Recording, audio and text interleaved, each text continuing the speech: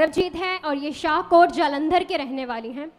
ये सिस्टर बताती हैं कि 20 मुझे साल से ये याद रख लो, मुझे बस एक ही गवाही देनी है अभी। अपने वहां सेट हो जाओ। हाँ ओके स्टार्ट। बस यही गवाही देनी मुझे बस अभी। हाँ तो अपोस्टल जी ये बताते हैं कि 20 साल से इनको सांस लेने में बहुत सारी प्रॉब्लम आ रही थी। जब भी ये बताते हैं कि तीखी कोई फ्रेग्रेंस जैसे परफ्यूम, कोई इत्र या फिर कोई तेज स्मेल जैसे फिनाइल या मिट्टी भी इनसे बर्दाश्त नहीं होती थी।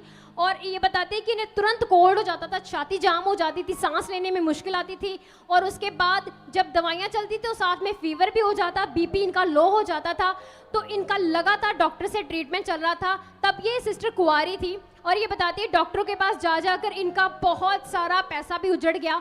डॉक्टर ने इनको साफ साफ डिक्लेयर कर दिया कि आपको सांस की बीमारी यानी अस्थमा हो चुका है। और उस समय फिर इनको डॉक्टर ने पंप दे दिया था। अपोस्टल जी ये पंप है मेरा लिफाफा। बेटे का अलग करो। ये वाला पंप था, ये दवाई थी, लेकिन ये तो दवाई है, पंप कहाँ पंप। यही दोनों चीज होती है। ठीक है दिखाओ दिखाओ। अच्छा कब से ये ले रहे थे ये पंप दवाई अस्थमा के रोग से? ओके अपोस्टल जी ये सिस्टर बताते हैं कि इस पंप को लेते हुए इनको करीब 15 साल हो चुके थे जब से ये 15 पंप ले साल। आप पता है ये पंप लेना हमारी बॉडी के लिए कितना खतरनाक है? फेफड़े डैमेज कर देता है ये पंप। अच्छा उसके बाद तो अपोस्टल जी तब भी अस्थमा इनका बढ़ता ही जा रहा था। मौसम जैसे बदलता था फिर इनको यही प्रॉब्लम हो जाती थी। उसके बाद इन्होंने बताया कि जब 14 साल पहले इनकी शादी हो गई तब उसके बाद भी इनका लगातार ट्रीटमेंट ऐसे ही चलता रहा। अस्पतालों में इनके पति इनको लेकर जाते थे, बहुत सारा इलाज, सियानों के पास भी गए ये बहुत ज़्यादा। और इन्होंने बताया कि इनके जब इनके बेटा हुआ, या इनका बड़ा बेटा है और इसका नाम प्रभ है, ये अभी 11 साल का हो चुका है अपोस्टल जी। तो इन्होंने बताया जब ये 1.5 साल का था इसको भी निमोनिया हो गया और निमोनिया के कारण इसे सेम वही प्रॉब्लम आ गई जो इनकी मदर को है और वैसे ही सांस रुक जाती थी। और डॉक्टर ने इनको रेकमेंड किया था कि आप नेबुलाइजर का यूज करोगे हर दिन। इसको ये बेटे को जी ये वाली मशीन नेबुलाइजर कहाँ है? ये काम करने वाला बंदा मशीन स्विचर। एक तो इनको काम करना ध्यान देना होगा। ओके अच्छा ये मशीन इसको नेबुलाइजर रोज कम से कम देते थे? जब ज्यादा हो जाता अटैक आता था इसको सांस का, फिर इसको देते थे? हाँ जी, देते रहते। डॉक्टर बोलते थे 2-2 घंटे बाद, लेकिन इसको तो सांस ही नहीं आता था जब उतारते थे। अच्छा वो 2 घंटे बाद कहते थे 2। रात को भी लगाकर सोता था। रात को भी सोते सोते। हाँ। ये देखो ये मेरी बेटी है ना, ये जब छोटी थी तो इसको कुछ खाने पीने वाले चीजों से प्रॉब्लम होती थी। तो ये वो गलत चीजें खा लेती थी ना, बच्ची थी, तो इसको भी ऐसे होता था। कभी कभी इसको देना पड़ता था छोटे टाइम, लेकिन फिर हमने विश्वास किया तो बिल्कुल ठीक होगी। हालेलुया। लेकिन याद रखो तब मुझे पता है डॉक्टर ने कहा था कि इसके फेफड़ों के लिए घातक है नेबुलाइजर, ये वाला मशीन। अगर हम बच्चों को देते छोटों को, हमने तो जल्दी इसको हटा दिया परमेश्वर पर विश्वास करके। अच्छा ओके फिर तो लेकिन अपोस्टल जी ये जो बच्चा है वो 2 साल की उम्र से ही ये नेबुलाइजर ले रहा, अभी 11 साल का हो चुका है। इसको हर महीने एक इंजेक्शन लगता है, जिसके बगैर अगर वो इंजेक्शन नहीं लगता तो इसकी ये प्रॉब्लम बहुत ज़्यादा बढ़ जाती थी। तो इन्होंने बताया कि ये बहुत ज़्यादा सांस की दिक्कत इसको बढ़ने लगी थी।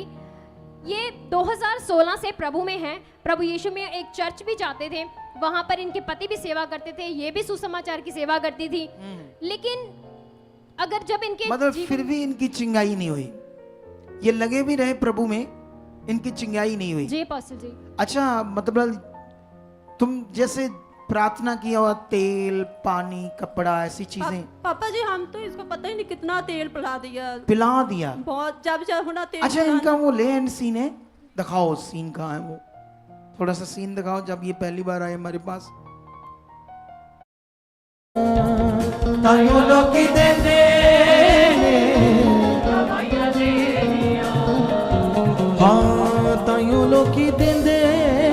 ओ बहन तेरे ये फंगस की बीमारी कहाँ है? लंग्स में। लंग्स के अंदर? हाँ जी। लंग्स के अंदर फंगस लग गई है। हाँ जी। 20 साल से दवाइयाँ चल रही है? हाँ जी बहुत ट्रीटमेंट करवाया उसने। उससे होता क्या है तुम्हें? वो खांसी, सांस रुक जाती, खांसी, रेशा सांस बहुत रुकती, ज्यादा, रेशा बनता है, बहुत ज्यादा, पूरा ट्रीटमेंट करा लिया। बहुत ज्यादा ट्रीटमेंट। यीशु में पहली बार आई है? नहीं, काफी देर से है। कब से है? 2017 से। 2017 से इधर पहली बार आई है? हाँ जी, इधर पहले। पहली बार। ये तेरे साथ है लड़की? नहीं, तेरे साथ है? तुम्हें आराम आ जाएगा। आमीन। बहुत लगा लिया तेल तुल? लगा लिया ना? हाँ जी। अगर मैं लोगों को कहता भी तेल काम नहीं करता ऐसे कहता हूँ तो सही कहता हूँ या बुरा? सही कहते हो। सही कहता हूँ ना? पर जो लोग इसमें मन लगाए वो मुझे कहते आप गलत हो। 6 महीने से आपको फॉलो करते हैं। तब से लगाना बंद कर दिया तेल? हाँ, मेरे हस्बैंड आपको मिले थे इंग्लैंड में। हैं? मेरे हस्बैंड इंग्लैंड में आप गए थे ना, बर्मिंघम हाँ, मैं गया था, वहाँ मिले थे? यस। मुझे याद नहीं है। तो ये फिर तो आई इतनी देर बाद क्यों आई है? काफी दूर से बच्चे छोटे शाहकोट से आए हो। आया नहीं? वो जो बम्बे के पास है? नहीं, शाहकोट, मोगे, नहीं, बम्बे के पास नहीं। नहीं नहीं तू कह रही दूर है? नहीं, फिर भी काफी दूर है। हैं? 3 घंटे का रास्ता। देख लो लोगों का। ये जलंधर है, जलंधर के पास से आई है, कहती काफी दूर है। कहाँ दूर है ये? मेरे तो रोज आ जा सकते बंदे। अरे जीवन पाना तुझे आना चाहिए था। नहीं, क्या करना चाहिए था? हाँ जी, आना चाहिए था। हाँ, पकड़ो इसकी छाती को, पकड़ो इसकी छाती को। यीशु मसीह के नाम से खुदावत इसी वक्त ये अंधकार का गंदा रोग, फंगस का जिसके शरीर में लगा हुआ है 20 साल से, खुदावत जाए। ये दुष्ट का गंदा रोग जो उसकी जिंदगी में बना हुआ है, दबा दो पीछे से, आगे से। Shut shut, free free in the name of Jesus. जाओ, इसका नंबर नोट करो, देखना कितनी अच्छी गवाही से ये आ रही है। उसके बाद जब लेह उंडी बीच में दिखाया नहीं ना, तेरे बेटे की भी फिर प्रार्थना होती है। उसके बाद क्या होता है फिर? उसके बाद में पंप उस दिन से छूट गया। उसी दिन से तेरा पंप छूट गया? ये वाला पंप मेरा बेटा भी लेता था। ये पंप तेरा बेटा भी लेता था, इसका भी छूट गया? इसका भी छूट अब गया। कितना टाइम हो गया तुम पंप नहीं यूज करते? ना ये ना ये। 2-3 महीने हो गए अब। 3 महीने लगभग हो गए। 3 महीनों बाद टेस्टिमनी देने आई हो। Yes sir. तारीफ करो इस बड़ी गवाही के लिए जोर से। यीशु यीशु तू जलाली खुदा। सुनो सुनो, इधर देखो। जो भी लोग है ना, जैसे ये अनॉइंटिंग ऑयल इस बच्चे को पिलाती थी, मैं किसी को बुरा नहीं कहता, मैंने पहले भी कहा आपको, मैं भी यूज करता था एक दिन।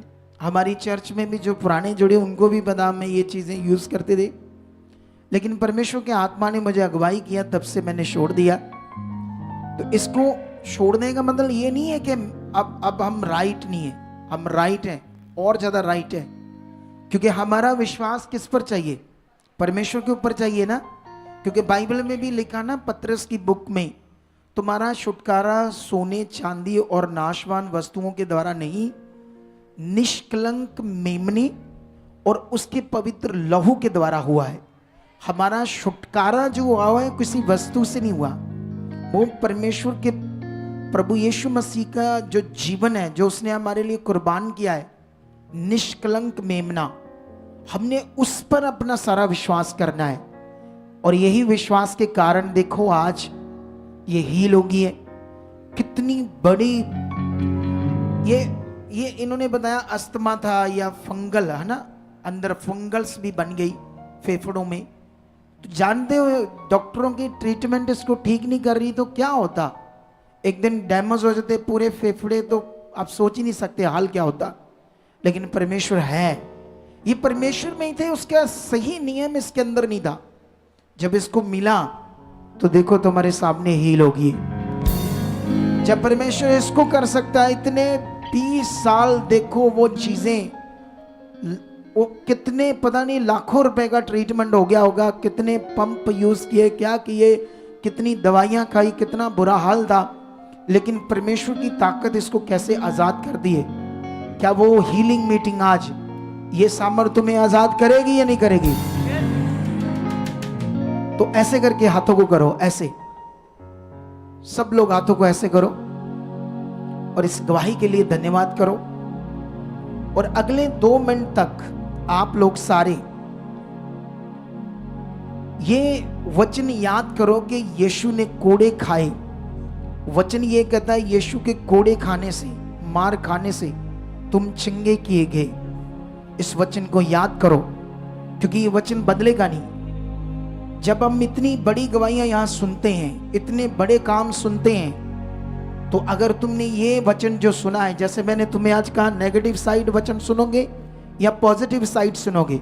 अगर नेगेटिव साइड सुनकर तुम डर जाते हो, चिंता करते हो, तो चिंता तुम्हें कभी कभी, कई लोगों को बेहोश हो जाते हैं उस चिंता से, इतना बड़ा हालात आ गया, क्योंकि उस वचन को जो नेगेटिव साइड सुना, हालात का वचन सुना, उस पर मन लगाया। लेकिन यहां परमेश्वर ने तुम्हारे सामने ये बड़ा काम किया। इस बड़े काम पर मन लगाओ और बोलो, आज मेरी भी गवाही बनेगी, आज मैं भी गवाही दूंगा, आज सामर्थ काम करेगी, उसकी जीव शक्ति मुझे छुड़ाएगी, क्योंकि यीशु ने कोड़े खाए, मेरे लिए अपने आप को कुर्बान किया, इसलिए ताकि मैं छुड़ाया जाऊं और